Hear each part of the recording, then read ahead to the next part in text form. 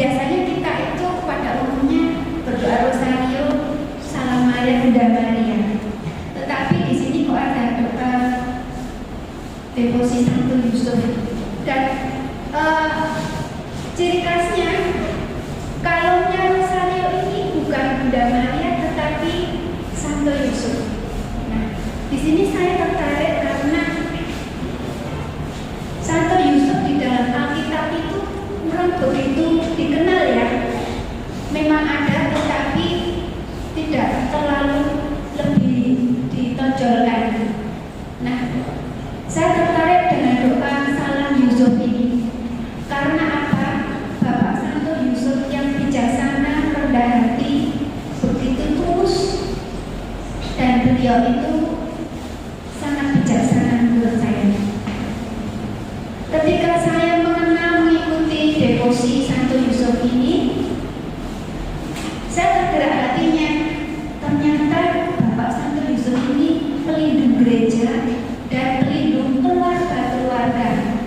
Wah, luar biasa sekali, karena ini menjadi dasar bagi keluarga-keluarga yang menguatkan tidak hanya Bapak Ibu tetapi juga menguatkan anak-anak juga, terutama pada anak-anak yang kehilangan ayahnya, yang anak yatim.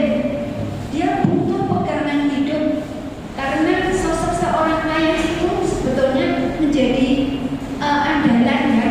Kalau seorang ibu memang kita tuh lebih dekat anak dengan ibu, tetapi untuk yang lebih bisa diandalkan sebetulnya ayah yang bisa mendorong untuk memberi keputusan gitu. Jadi saya ini tertarik dengan Bapak Santo Yusuf karena dia menguatkan anak-anak. Saya memperkenalkan kepada anak saya, coba kamu berdoa doa devosi Santo Yusuf ini. Ketika kamu hatinya sedang bimbang, sedang resah, sedang ada masalah, baik di dalam kuliah maupun di dalam pekerjaan yang tidak bisa terselesaikan, maka dengan doa Santo Yusuf ini, yang pertama yang dialami jika kita percaya dengan iman, itu yang pertama yang dialami akan lebih tenang, hatinya akan lebih tenang. Nah, begitu juga dengan saya.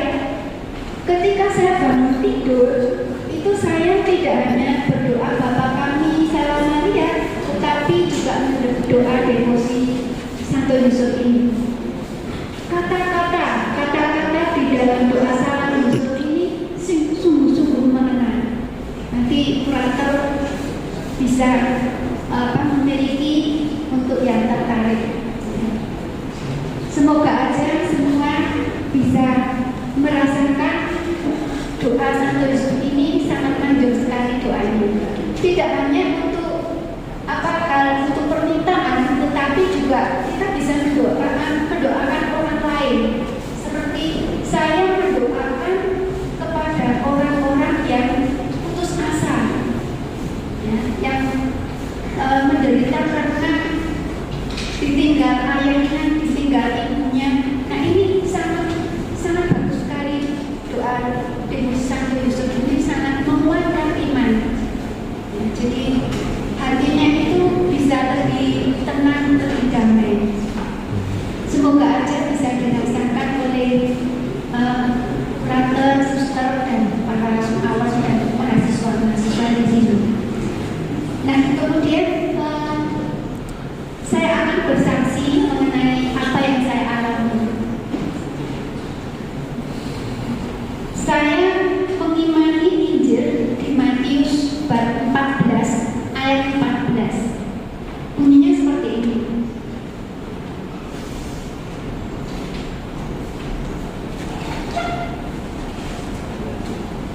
Ketika Yesus mendarat, ia melihat orang banyak yang besar jumlahnya, maka tergeraklah hatinya oleh belas kasihan kepada mereka, dan ia menyembuhkan mereka yang sakit. Ini ayat yang sangat menginspirasi saya. Ketika saya mengalami jatuh bulan Januari 2023. Saya menderita sakit kandung kemih karena di dalam pekerjaan, pelayanan itu kadang-kadang menahan, kadang-kadang ya kalau lagi tanggung nih, wah sebentar, nah itu saya kadang-kadang menahan diri. Nah ternyata imbasnya menderita penyakit kandung kemih ya. Tetapi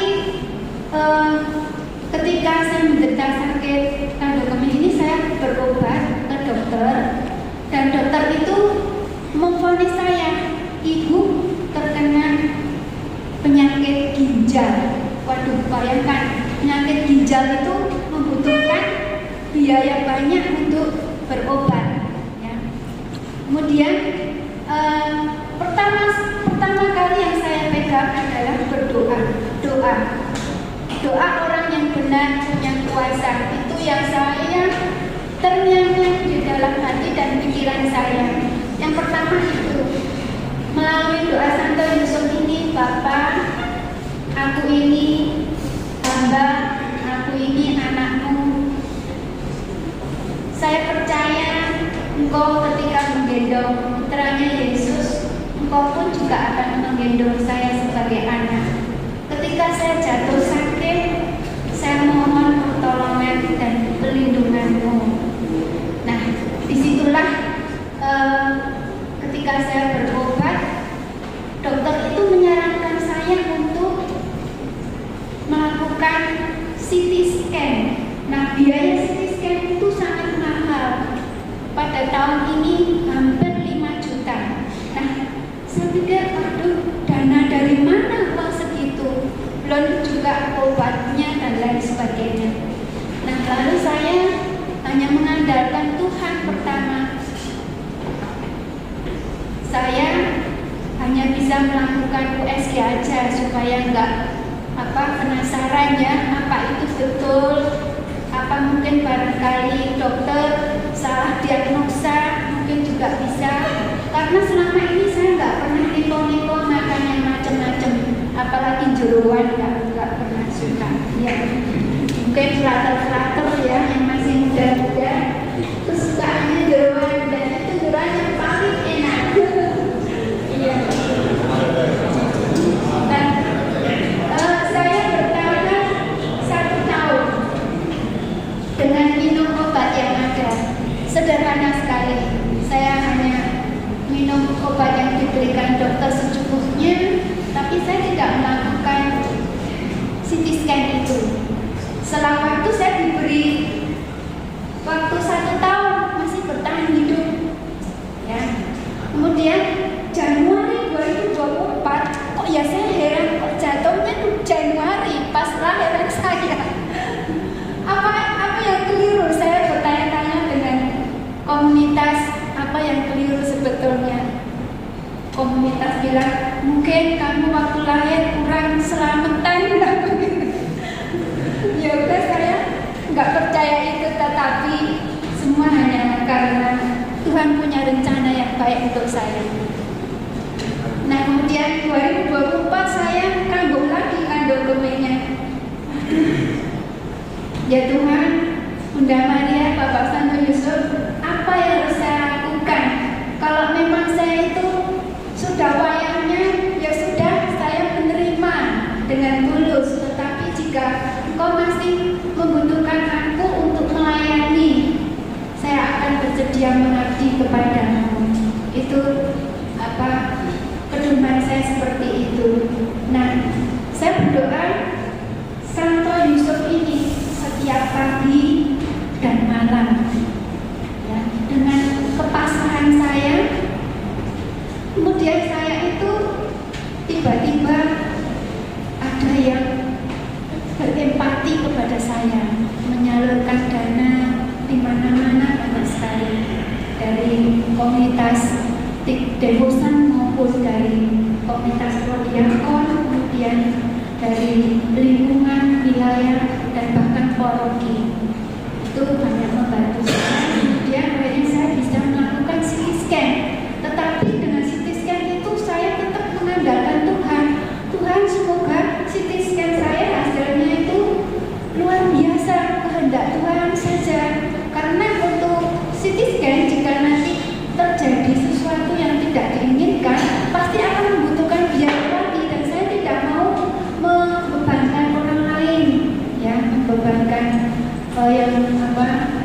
membantu seperti itu, tetapi saya mohon belas kasih Tuhan, mohon kemurahan Tuhan.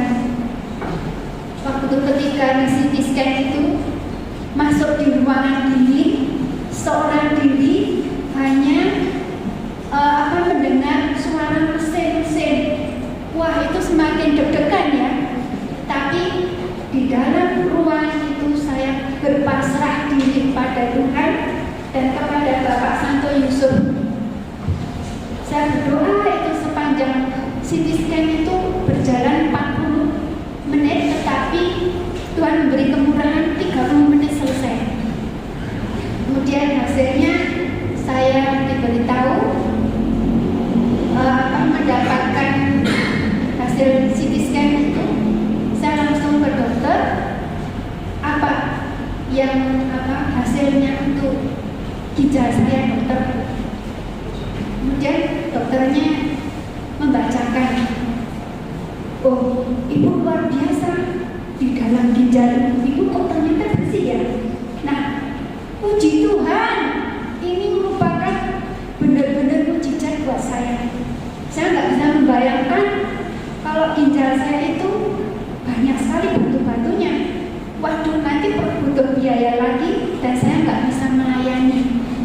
Di situ saya sudah bingung ke situ. Tetapi dengan kekuatan doa ini, devosi ini, saya berpasrah, berserah. Ternyata Tuhan punya rencana yang indah dan kehendak Tuhan terjadi pada diri saya. Dan sampai sekarang saya akan bersaksi kepada semua orang agar semua orang juga bisa merasakan apa yang saya alami. Orang percaya kalau sudah mengalami, tetapi kalau yang belum mengalami pasti tidak, masih ragu-ragu, masih bimbang, opo iyo. Tapi kalau kita benar-benar mengimani dan membaca devosi itu jangan terburu-buru kayak dikejar-kejar, tapi luangkan waktu yang tenang. Dan setiap kata itu direnungkan, dihayati. Itu luar biasa. Dan hasilnya yang pertama, saya itu lebih tenang, lebih menghadapi hal-hal sesuatu tidak seperti dulu. Kalau dulu bingung, resah, panik, pengen cepet-cepet selesai masalahnya. Tetapi saya sekarang lebih step by step, tenang. Jangan takut. Nah itu, jangan tahu Tuhan itu akan sampai.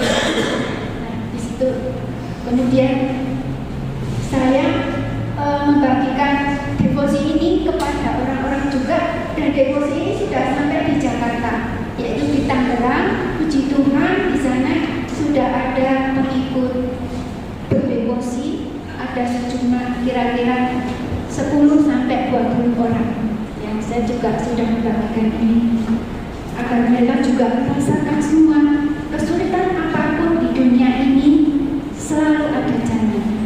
Kalau kita percaya dengan iman dan dengan tekun, taat dan setia berdoa ini, pasti Tuhan akan memberikan yang terbaik buat kita semua. Jangan lupa kata-kata belas kasih itu tergerak dari Tuhan Yesus, maka kita juga harus berbelas kasih kepada